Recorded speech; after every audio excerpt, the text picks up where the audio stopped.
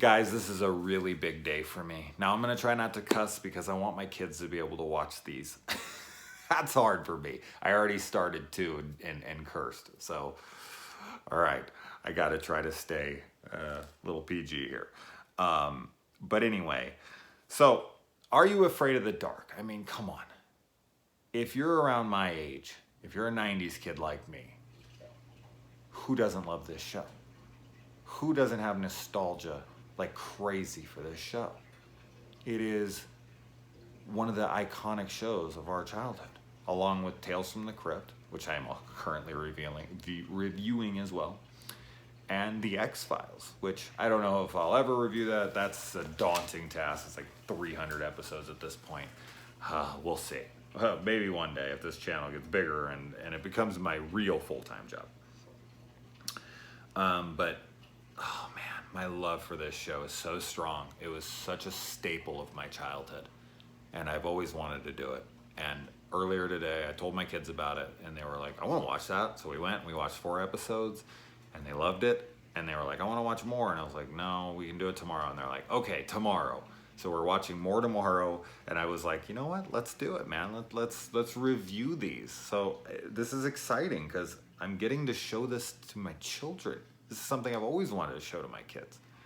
And, you know, and of course, I would love to review it. It's a horror staple for many people my age. So hopefully there's plenty of you guys out there who also love this show, and I'm not wasting my time.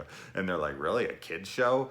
But as I said, if you're around my age, or if you grew up in the 90s, or maybe even if you didn't, maybe later on you caught on to this show, and it was, you know, in reruns, or you bought it, or who knows. But I honestly, every horror fan I know that's around my age loved this show. So I think there will be a lot of you out there that are super excited about me doing this. We shall see.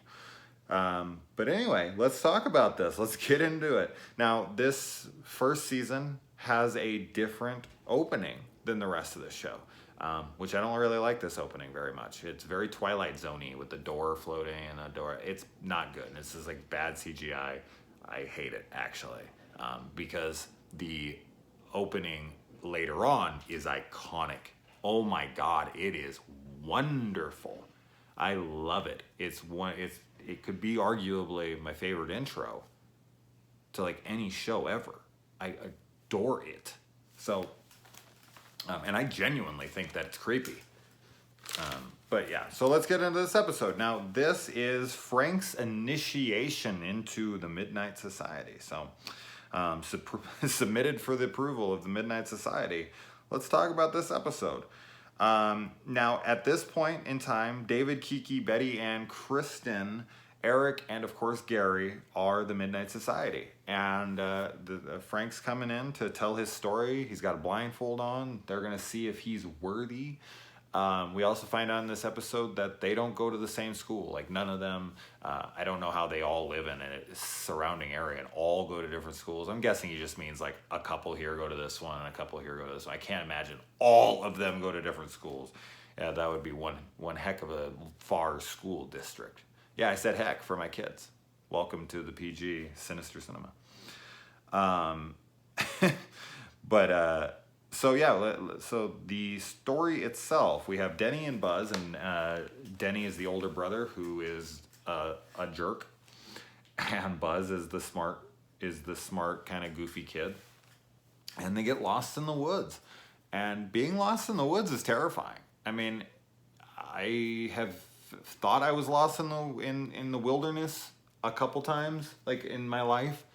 Just for like a couple minutes, or maybe like, 20 minutes or something. And that is a frantic feeling, because the way we have things set up, the majority of us, unless we have specifically studied or went out and done, training or whatever, we're not ready to live in the wilderness by ourselves. We're just not. The way society's set up now, we'd all perish very quickly.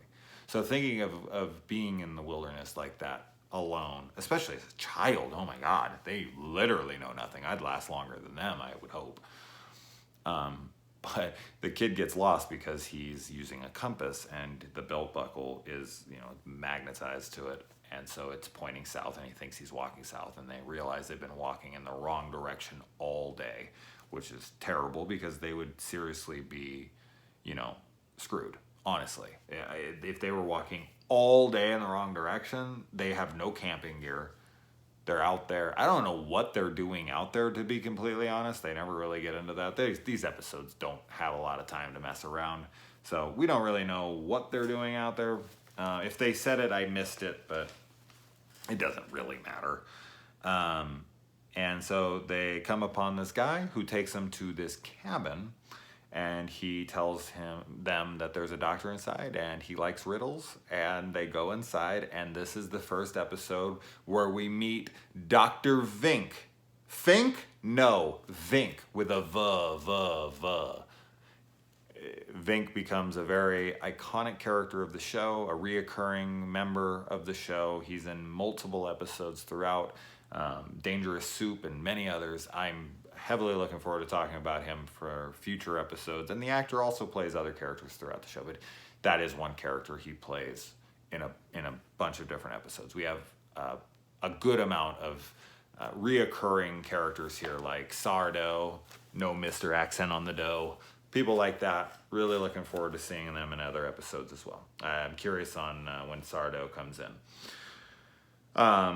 So he tells them that they can solve a riddle or they can't use his phone, and they need to leave his house and go out to the main road where they can find a cab that comes every single night.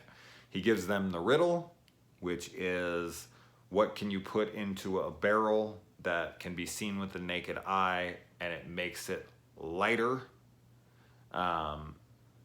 And the kids can't figure it out. They say it's too hard, and then the Midnight Society goes and backs and forth on each other like, that's an impossible riddle, like you can't do that in a story, like it has to be solvable. So he's like, hold on, let me tell my story, and they go back to him, and we return back to Smeagol and Bilbo. Different story. But yeah, we got the riddle, and they can't solve it, so he sends them out. He threatens to cut the phone line with a pair of like gardening shears. This guy is serious about his riddling, because he is going to send children back out on the road. And then they beg for the phone after that, after they can't figure it out, and he asks them for a specimen. And he shows them he has a human hand in his possession, and it makes them run out. So they run out and they find the cab, and they don't think it's going to be there. They jump in the cab, and the cab is being driven by the guy they met out in the woods who brought him to Dr. Vink's house. And he says that he comes every single night. And he also says that in this, he picks up a fare every night, and he has the same crash every night. And I'm like, really? There's a person every single night? I don't think so. Like, I think that he means, like, every time this happens, I come and pick him up. And he swings by every night, and he doesn't always pick up fares. But I think he straight out says, like, I pick someone else up every single night for 40 straight years. 40 times 365, okay? This is like a Team America World Police kind of the moment right there. I'm like, mathematically in my head, nobody knows. I'm good with math, but I'm not going to do it on the spot here. Because I don't want to look stupid. But yeah, so they drive off, and they're heading towards it, and he's like, I'm gonna wreck, and they're like, ask him. There's a really cool scene in here where they're like, he shows him that it's his hand that he cut off, and he doesn't have it anymore. And they're like, wait, how do you have a crash every night? And he's like, well, I sort of died. And he like turns his head around, Reagan McNeil style, freaking Exorcist. And he just yells it at the kids, and they scream. God, the screams from some of these kids, and these are dreadful. They're just like, ah! It's very Troll 2. Oh my God! It's just dreadful. I think DJ McHale, who created this show, directed a bunch in the first season, because I know I was paying attention a little better on who was actually doing the directing and the writing in the later, like, episode 3 and 4, I want to say. So she directed both of those for sure, and I'm guessing she probably did these two as well. So she really needs to be like, or he, sorry, yeah, whatever, doesn't matter. But they need to be more diligent on these actors screaming, Jesus. The kid solves it because the riddle, spoilers, obviously, this whole thing is a hole. You put a hole into a barrel and it makes it lighter. It can be seen with the naked eye. And so the kids are transported out of the cab right before it crashes, and a ranger comes and picks them up, and they survive. And,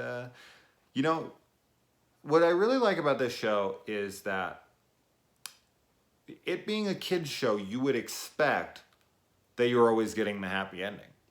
That's just not true. Not with this show.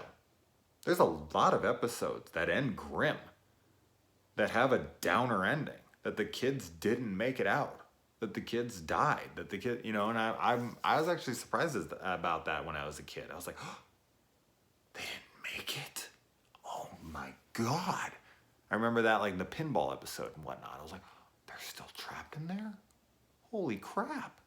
So I like that they don't, but so yeah, we get a happy ending in this first one, but they don't always stay happy. So for anyone who's like, oh yeah, it's a kid's show, it always is happy. No, it isn't. But yeah, so and then they find out that they go to Fink's house with the cops, and there's nothing there, just ruins, almost like, Blair Witch 2 when they go to the Rustin Power ruins. So yeah, and then, Frank is obviously voted in because his story's so cool, and that's that. So I don't think I cussed, did I? Well, I'm gonna watch this with my kids, and I'm gonna be like, oh no, I did. Oops, sorry, kiddos. Not like they haven't heard me do it before, because I'm a bad influence. Anyways, so I spent a little bit more time on this than I will the rest, just because I want to do that introduction. But come on, Are You Afraid of the Dark fans? Where are you? I want to see my thread lighten up for love with this show. People being like, holy crap. I almost said it. I love this show. So let's see it, guys. Come on. Let's see some Are You Afraid of the Dark love. All right, let's move on to the next one.